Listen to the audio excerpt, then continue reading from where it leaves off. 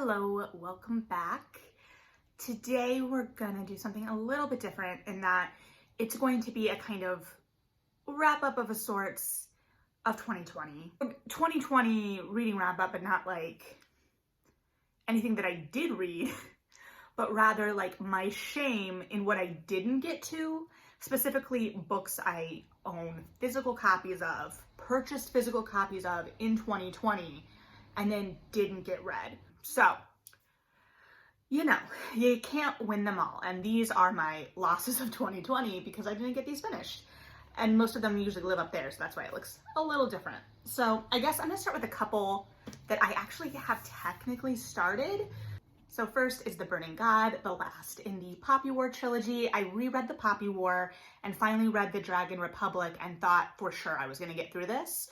But I misjudged a little bit in the sense that those books are heavy and there was a lot. So, and then obviously Dragon Republic is longer. I think Burning God is still, it's still over like 600 pages, which to be fair, in these narratives move very, very quick. Like these are quick moving books and she structures them so tightly. So I will finish this. It will be great, but I want to like really be able to fully appreciate it. So I'll jump back into this hopefully soon. I'm only like 50 pages in, so I've got to kind of like lay in the land of where we're sitting. Also, the ending of the Dragon Republic kind of made me sad. So I was like, oh, I have to, okay. This one is much more shameful because it was one of my most anticipated books of the year for sure. I started it in like the spring and things started happening in the world.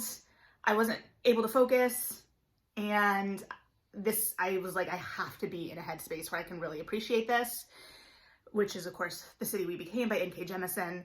So I will jump back into this hopefully soon. I did read early this year. I finally read How Long Until Black Future Month, her short story collection. That short story collection features the kind of germ of the idea for this book. So I reread the beginning. You don't have to read that story to get it because she includes it with slight changes in this beginning of this book. So I had just gotten to kind of like the new area of the narrative and haven't finished yet. Okay, this one is a little bit more forgivable. It just came out this fall. Plain Bad Heroines by Emily M. Danforth. This was actually one of the books that I bought myself for my birthday. It had to be special ordered because they had sold out. I think they had to do another printing. I'm actually really surprised I got this before the holidays because it's got like great paper quality, but also there are illustrations and whatnot. Like it's a little bit more involved of a book. So I wasn't sure how long a reprint would take. I know it's not like at a cookbook level, but you never know. So I've heard really great things about this one. It's by the author who wrote The Miseducation of Cameron Post. So this is obviously a different realm. And it's got blurbs from like Sarah Waters and Joe Hill. So I'm real excited. I've heard really good things about this one and I've seen it put up against like Mexican Gothic and The Year of the Witching, which were two of my favorites from this year. So I need to read it. We Ride Upon Sticks by Quan Berry. I have no excuses on this one either. This is I ordered this right before we went into first lockdown in Chicago and didn't get it till like later, obviously, because my hours didn't coincide, but also the bookstore like physically brought this to me. I contacted them and said, you know, hey, I'm really sorry. I know like I've seen your social media that you're getting overwhelmed with orders and people haven't been able to pick them up. I know that my work schedule and your hours don't coincide. Can I pay for shipping? And they physically drove me this book. I have obviously continued to buy books with them. That was the bookseller in Chicago. So nothing but good things to say about them. I've been ordering books with them all year and going and picking them up because their hours did eventually expand a little bit so that I could run over on a weekend and just grab and go. So anyway, this is like a Salem Witch Trials-esque, but with a cross, I think. I've heard really great things about it, and I've also heard that it's a great book for people who like YA, even though it's not YA. So something to keep in mind. Also, it has wonderful end papers. Like, publishers really need to be thinking about their end papers on books, because like, why am I buying the physical book? And I know I've switched a lot back more to physical, but if we're trying to bump those sales up, like, that's a nice touch to think about. My Dark Vanessa by Kate Elizabeth Russell. I can tell you I haven't read this one yet. It's because I know it's going to bum me out. So I know this is going to be heavy, and I don't know how heavy. Like, it's not like a Shuggy Bond. Is that how you say that book's name? I don't own it. That one has been compared, I think, emotionally to A Little Life, and I'm just like, I can't touch that right now. I think that one's set in Thatcher, England, too. So I may read that someday, who knows? But this one, like, I don't know where I'm gonna sit with it. So I'm like, okay, I have to be in the right mind headspace, what have you. I think this comes out in paperback soon, too. I've known people that have read it and really enjoyed it. It's a book that comes out of the Me Too movement and follows, from what I know of it, follows a relationship between a teacher and a student that has been complicated for the student as she's become older. Like, she views it differently than she did when she was young. So it's supposed to be great. I will get to it. I promise to myself. This is a lot of me just like trying to justify why I haven't gotten to these books. And sometimes there's just not enough time in the day. Like, there are so many good books. I know that, but these are all things I really have been excited about. And my Calamity Jane, this is the third in the Jane, like My Whatever Jane series. So the first one is Jane Grey, the second one is Jane Eyre. This one I haven't gotten to yet, even though I love this series, because I don't know as much about the source material for this one. I'm not big into Westerns, so I'm going to read it. It's going to complete the trilogy for me, and I'm excited about that, but I don't know that I'm going to get as many of the in-jokes. Like, well, I mean, there's not really an in-joke with, was it Robert Dudley that turned into a horse? but that is something I had my finger on in terms of like the pulse of history and narrative in that, in the way that I may not in this one. So I'm excited for it. I will finish it up. I'm admittedly more excited for the book they have coming out in 2021. What is it? My Contrary Mary? It's going to be, I think they're starting a Mary series. Is that one? And I can't remember which Mary they're doing, but it's a Mary I know. And there are just as many Marys that you can pull from as Janes. So we will see where they go with that. But this is the end of the Janes. Speaking of ends, I've got a couple finales that I haven't gotten to. The King of Crows by Libba Bray. This is the last and fourth and last in the Diviners series. This book has been a long time coming. Libba Bray has been writing the Diviners since the early 2010s. Oh, that was upsetting to say. I remember first reading the Diviners on my way to a New York showcase for my theater program, and I think Layer of Dreams came out soon after I moved to Chicago because I was working at the bookstore. So this has been a long time coming, and it's been a hot second since I've read the last books. So I've been like contemplating whether I need to reread. I don't think I did before Layer of Dreams, but then I did the second and third like right next to each other. But I'm very excited about this. The way that Libba Bray has written these books is gorgeous. I don't know what to say. Like, it's the end of something that I didn't even realize how long had been with me. And it's not like I'm a fangirl of this series in the same way that I was for Great and Terrible Beauty, because I was a teen, and that was like one of the first real big young adult series that I latched onto, and I am almost afraid to see how that one held up. I don't know. So I might have to reread those and find out. But yeah, so we'll see. The Court of Miracles by Kester Grant. This I haven't seen around a whole lot this year, which is kind of a bummer because the blurb sounds really good. It's supposedly like a retelling of Les Mis. I mean, it's set in France in 1829, so it follows like a thieves guild. I don't think that there's from what I've seen, I don't think that there's like a romantic plot line in here. I will not be upset either way, but that was something that intrigued me. But also it just like, it looks really good and fun, and I like historical fiction, and I like historical fiction that's around this time. So I don't know if there's any mystical, fantastical elements to this. I will find out. But yeah, like hopefully this will scratch that itch. This one is the one that like when I've been looking at my shelf, it's the one that my eye has gravitated towards in terms of like just needing a comfort read or something that felt like it was just gonna fill a specific niche in what I needed. So I should really just read it. A Song of Wraiths and Ruin. I bought this when it came out. It's supposed to be really good. I just haven't gotten to it. So this is a fantasy. I love fantasy. I need to read it. I've heard great things about the hero and heroine in this book. The second book has a cover that's just as gorgeous as this one. Like, this is one of the most stunning young adult covers of the year by far. I'm excited for it. Next is another finale well, no, it's a finale.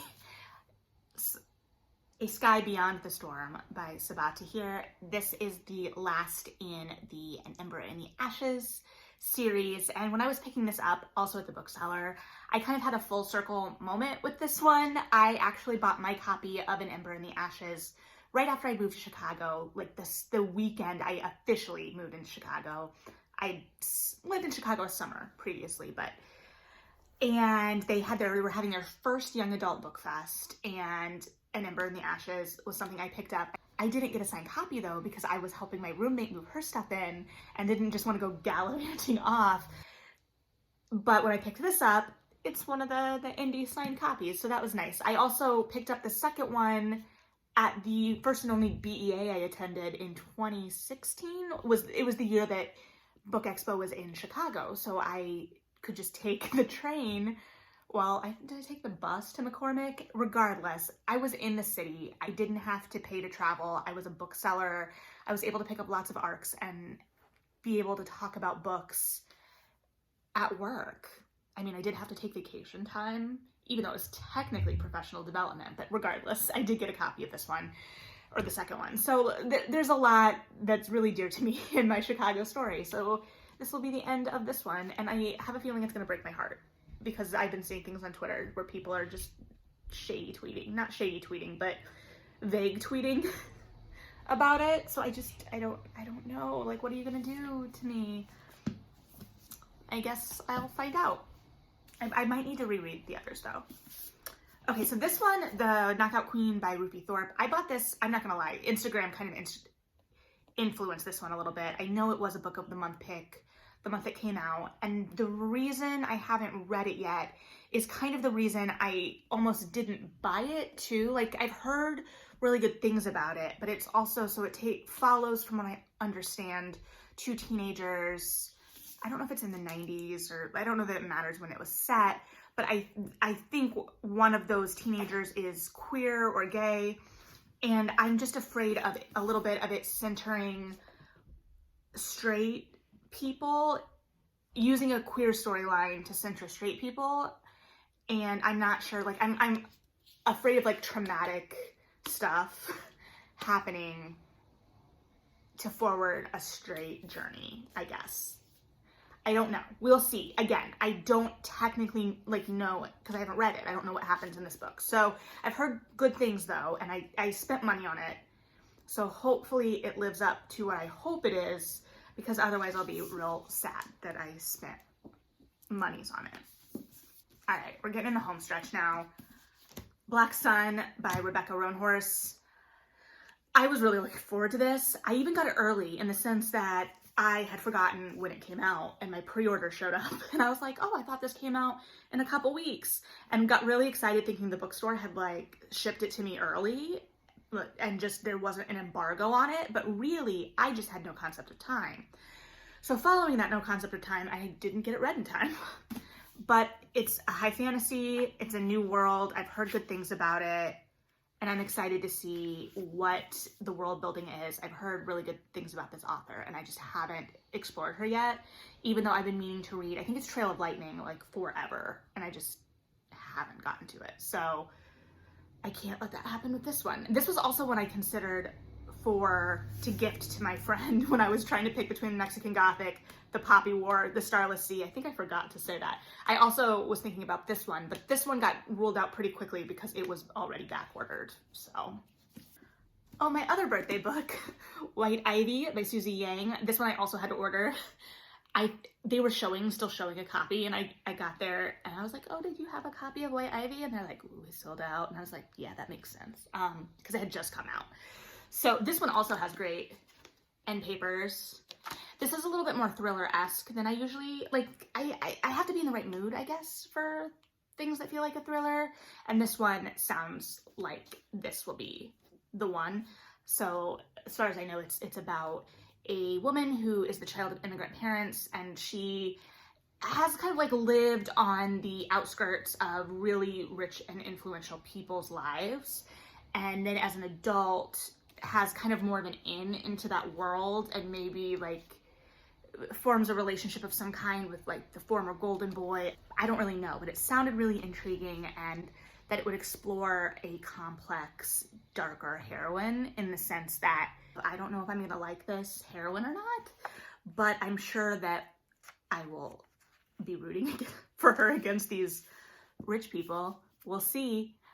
It looks great, and that cover's really great. So supposed to be, I do wish, okay, sorry, it's got this little Read with Jenna sticker on it, and it's not a sticker, it's like embedded in the book cover, and I really hate that, because I don't care about this book club. I honestly wouldn't want it if it was like a Reese's book club sticker. Like, I just don't make them stickers that I can take off or something. Like, I know that there's probably money at play here that makes that a thing, and it's being nitpicky, but like, I don't care. I just want to enjoy the artist's cover work, so I don't know. Okay, last but not least, Girl Serpent Thorn. I've heard nothing but good things about this year. It got a lot of buzz, but then I also haven't seen a lot about it since it came out. I mean, I've seen it on lists and things, but I have managed to like stay away from anything that feels spoilery, which is great. And I will continue that. Please don't leave spoilers in the comments. But I mean, this was pretty hyped. This was like one of the bigger fantasy hypes that I saw this year for YA, and it's very short. Like, I was surprised when I got it because it's just around 300 pages, just a little more maybe. So I was expecting it to be a chunker, and it wasn't. So that's great, because young adults readers that are actually teens, not like adults reading young adult, like also want things that are shorter too. So like, I don't know where I'm going with that. Anyway, I need to read it. Okay, so I have at least 15 books, just physical books from 2020 that I haven't read yet. So I need to get on that. If you've read any of these and are like, Melody, how did you skip that book? Like, how did you not make time for that book? I don't understand. Help me narrow down what I'm going to touch first by leaving that in the comments. But yeah, this is the most books I bought the most books this year I think I've ever bought. A little bit was just like having the financial means to do it, wanting to support bookstores, wanting to support authors, but yeah. So let me know what I should read, or make me feel better and tell me something that you picked up in 2020 and didn't get to yet, but are sad about it. Either way, just, I know I'm not alone, but dang. Anyway, well, I'll see you next time, and maybe I'll have read something from this pile. Who knows? All right, well, Have a good one, and bye.